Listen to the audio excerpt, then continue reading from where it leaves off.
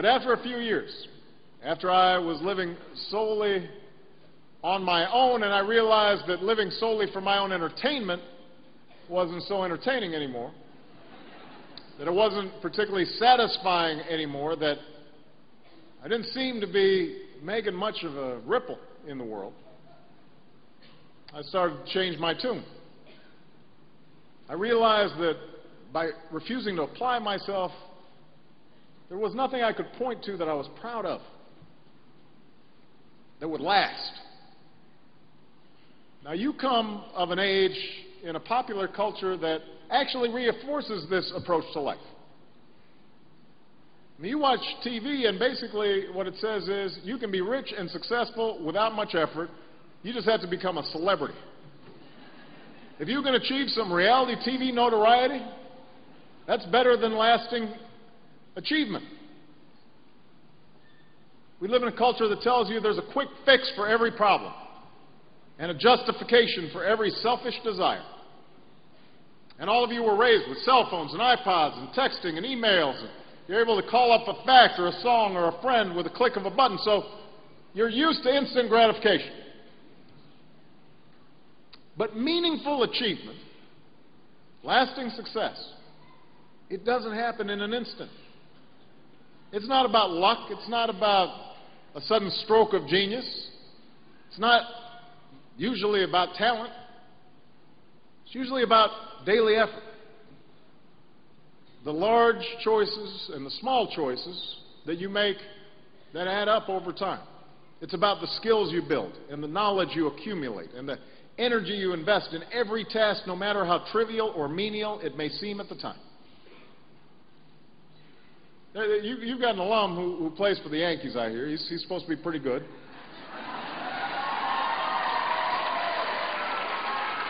Now, Derek Jeter wasn't born playing shortstop for the Yankees.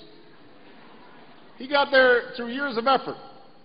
And his high school baseball coach once remarked, "I'm surprised he still doesn't have blisters, and that I don't have the blisters on my hands from hitting ground balls just for Derek." He always wanted more. How about one more turn in the batting cage, or 25 more ground balls? Thomas Edison tested more than 6,000 different materials for just one tiny part of the light bulb that he invented. Think about that. 6,000 tests. J.K. Rowling's first Harry Potter book was rejected 12 times before it was finally published. Mozart was a musical prodigy, but he practiced for hours each day, accumulating thousands of hours at the piano by the time he was just 6 years old. I understand your boys' basketball team did pretty good.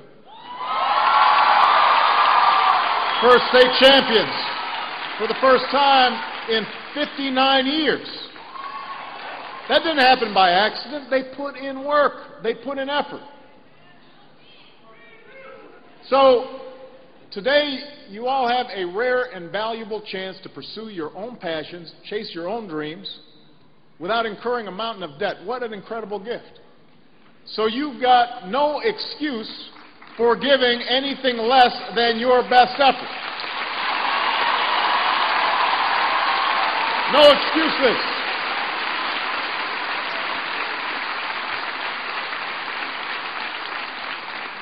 That's my second piece of advice. Very simple. Don't make excuses. Take responsibility not just for your successes. Take responsibility where you fall short as well. You know, the truth is, no matter how hard you work, you're not going to ace every class. Well, maybe Cindy will, but...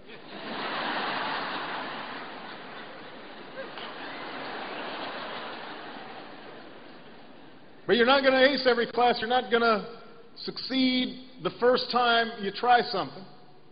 There are going to be times when you screw up. There'll be times where you hurt people you love.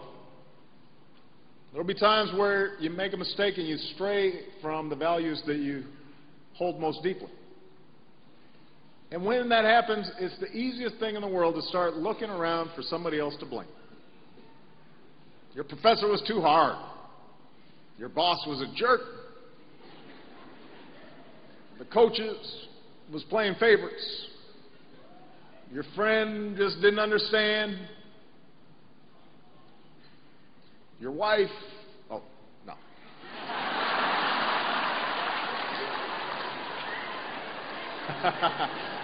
I'm just messing with Michelle right there. That was all in fun.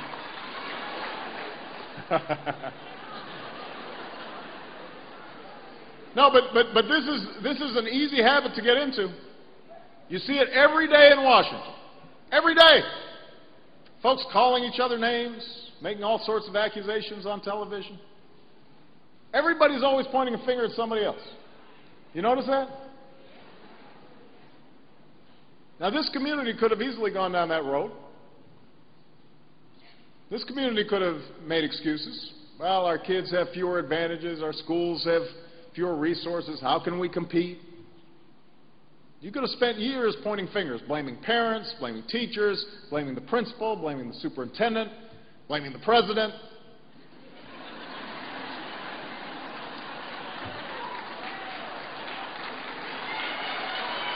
But that's class of 2010. I want you to pay attention on this, because that's not what happened. Instead, this community was honest with itself about where you were falling short. You resolved to do better, push your kids harder, open their minds wider, expose them to all kinds of ideas and people and experiences. So, graduates, I hope you'll continue those efforts. Don't make excuses. And I hope that wherever you go, you won't narrow the broad intellectual and social exposure you've had here at Kalamazoo Central. Instead, seek to expand it. Don't just hang out with people who look like you, or go to the same church you do, or share your political views. Broaden your circle to include people with different backgrounds and life experiences, because that's how you'll end up learning what it's like to walk in somebody else's shoes. That's how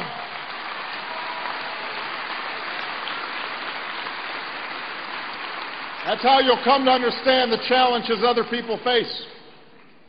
And this is not just an academic exercise. It's a way to broaden your ambit of concern and learn to see yourselves in each other. Which brings me to my final piece of advice for today, and that's to give back. To be part of something bigger than yourselves. Hitch your wagon to something that is bigger than yourselves. I know that so many of you have already served your community through efforts like your Stuff the Bus food drives and groups like Activists for Action, and I commend you for that.